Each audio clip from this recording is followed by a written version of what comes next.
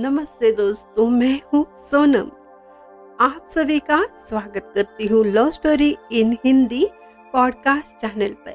आप सुन रहे हो प्रेम रंग और अभी तक आपने सुना है राज और सुहानी की लव स्टोरी, जिसमें बहुत सारे रंग आपने देखे हैं, महसूस किए हैं। अब इनकी प्रेम कहानी में कोई विलन नहीं है, विलन अब तकदीर है। देखते हैं तकदीर कौन सा फैसला लेती है और फिर उस फैसले के खिलाफ राज सुहानी क्या करते हैं। क्या राज तकदीर का ये फैसला मान लेता है और वो कोई लड़की संजना उसके साथ शादी कर लेता है? क्या वो सुहानी को धोखा देता है? आपके दिल में बहुत सारे सवाल है ना, तो देरी किस बात की, हम है ना आपके हर सवाल का जवाब देने के लिए। तो बिल्कुल इंतजार आपको नहीं करवाएंगे और सुनाते हैं प्रेम रंग एपिसोड नंबर 69। दर्द में डूबी सुहानी, मजबूर राज। सुहानी, राज, पूजा, इनकी सारी फैमिली और राज के फ्रेंड, जिन्हें मालूम था सुहानी राज की मंगेतर है, सभी शॉक्ड हो जाते हैं और बाकी के सब तालियां और बधाई देने में मग्न हो जाते हैं। सुहानी का चेहरा मुरझा जाता है, उसके चेहरे की रंगत उड़ जाती है। उदास खामोश होकर वो सिर्फ देखती रहती है।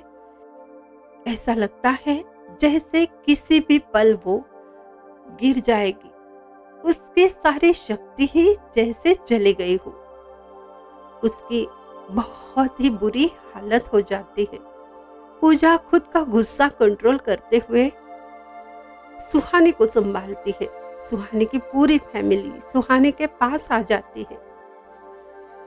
राज भी मन ही मन में खुद को दोष देता है।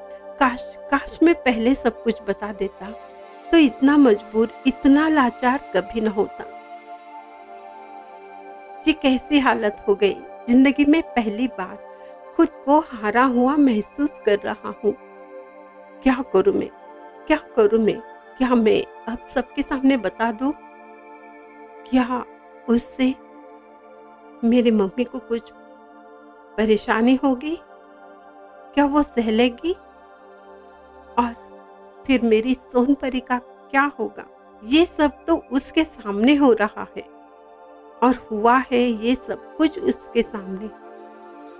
उसे कितना दर्द हुआ होगा और उसकी नजरें सुहानी को खोजने लगती है। लेकिन कुछ ही पल पहले सभी लोग कार में बैठकर वो सभी चले जाते हैं, एक पल भी वहां पर नहीं रुकते। राज को सुहानी कहीं पर नजर नहीं आती, ना उसके परिवार वाले नजर आते हैं। साथ में खड़ी संजना राज के चेहरे को देखते हुए उसको चिढ़ाते हुए कहती है, अब किसे देख रहे हो? अब तो तुम्हें सारी उम्र सिर्फ मुझे देखना है। और हाँ, ये यहाँ वहाँ ताक झाक करने की आदत है ना, वो अभी छोड़ दो, मुझे बिल्कुल पसंद नहीं है। तुम्हें सिर्फ मुझे देखना है, समझ गए ना राज? अपना बहुत सारा गुस्सा छुपाकर राज कोई जवाब नहीं देती। संजना राज से कहती है, देखा ना, तुम कितना भाग रहे थे उस लड़की की तरफ, लेकिन तकदीर ने तुम्हें मेरे साथ ही खड़ा किया है। तुम्हें मेरे साथ ही रहना है, वो भी सारी उम्र। समझे राज? जो भी मैं कहती हूँ ना, वही होगा और वही करना होगा। समझे ना राज? और ये प्यार का वायरस फैलाने वाले लोग बिल्कुल पसंद नहीं। सुन रहे हो ना राज? मेरी एक एक बात अच्छे से सुन लो, समझे ना राज? और जो मैं कहूँगी वही होगा, वही करना होगा। राज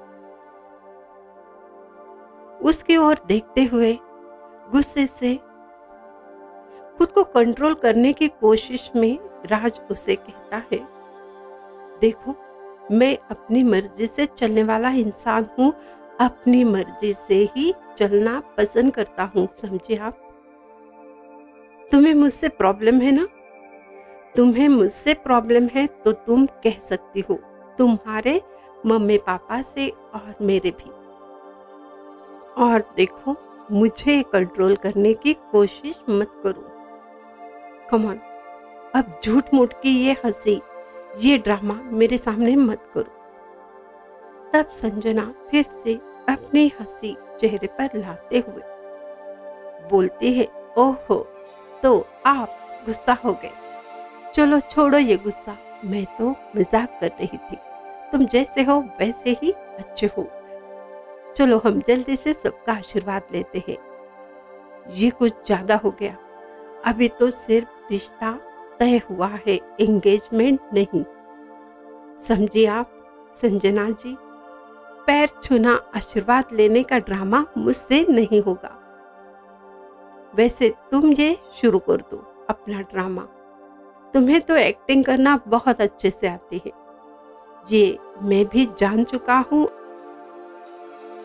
और मानता भी हूँ।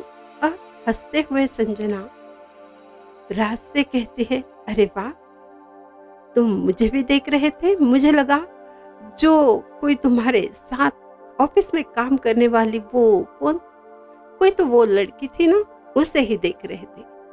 मेरी तारीफ करने के लिए बहुत बहुत शुक्रिया, लेकिन मुझे तो अपना रोल अदा करना है। मैं तो पैर छूने के लिए जा रही हूँ, आशीर्वाद लेने के लिए, समझे राज? मन ही मन राज कहता है, संस्कारों की बात करने वाली, आज घर में पूजा है तो कोई अच्छे ढंग के कपड़े तो पहन कर आती। क्या इसे अच्छे लोग बड़े घराने कहते हैं? और ये कैसा इनका घराना है? ये ड्रामेबाज तो किसी की बहू बनने के लायक भी नहीं है। मन ही मन राज सोचने लगता है। और यहाँ सारे लोग खाना खाते हुए बातें करने लगते हैं, जिनको भी राज और सुहानी के बारे में पता था। राज अपने मम्मी पापा के पास जाकर उनसे कहता है, आप लोगों से एक रिक्वेस्ट है, आप दोनों से मुझे कुछ कहना है। तभी राज की मम्मी कहती है, अभी कहना है? अभी बहुत सारे गेस्ट हैं, हम कुछ देर बाद बातें करेंगे। फिर से वो काम में लग जाती है। बहुत थकान भी उनको हो जाती है। सभी गेस्ट चले जाते हैं। तब राज की मम्मी कहती है, बेटा, मुझे तो वैसे आदत है, तुम परेशान क्यों लग रहे हो? काम करते करते अचानक से राज की मम्मी के आंखों के सामने अंधेरा छा जाता है और वो कुछ ही पल में अपने सुध बुध गवाकर नीचे गिर जाती है। सब भागते हुए राज की मम्मी के पास आ जाते हैं। राज भी बहुत घबरा जाता है और राज के पापा भी तुरंत डॉक्टर को बुलाते हैं। 5 मिनट में ही डॉक्टर आ जाते हैं। चेकअप करने के बाद कहते हैं, इनका ब्लड प्रेशर बहुत लो हो गया है, इनको आराम की सख्त जरूरत है, वरना इनको एडमिट करना पड़ेगा।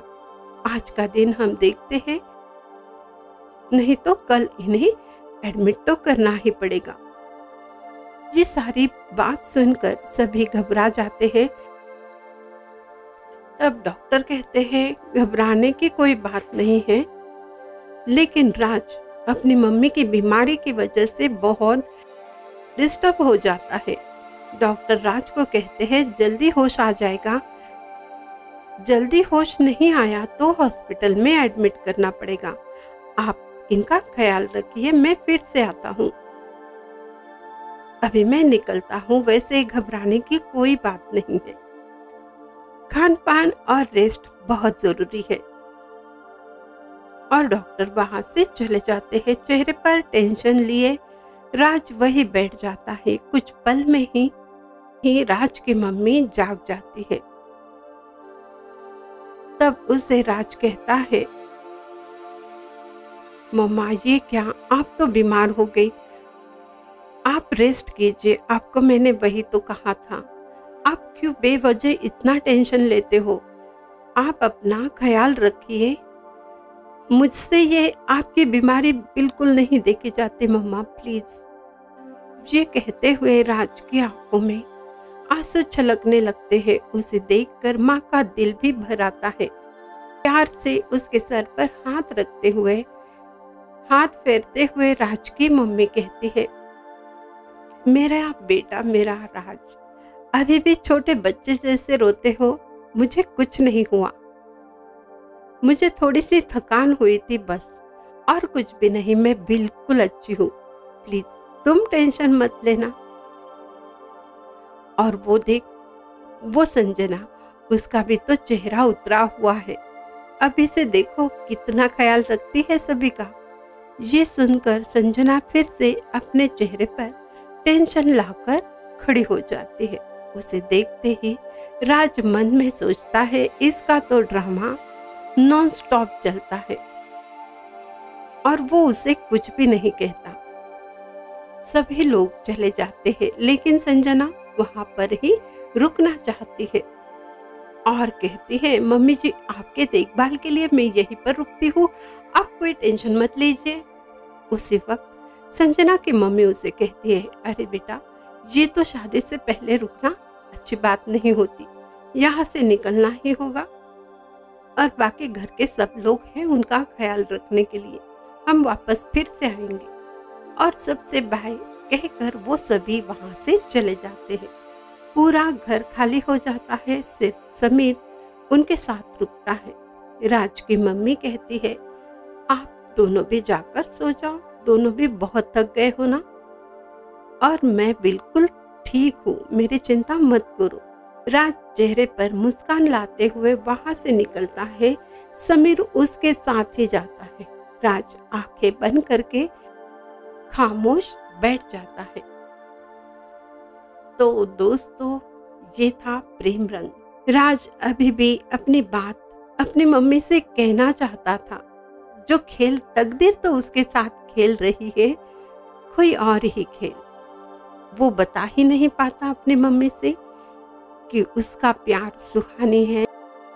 अभी अपने माँ की बीमारी को देखते हुए क्या वो कह पाएगा?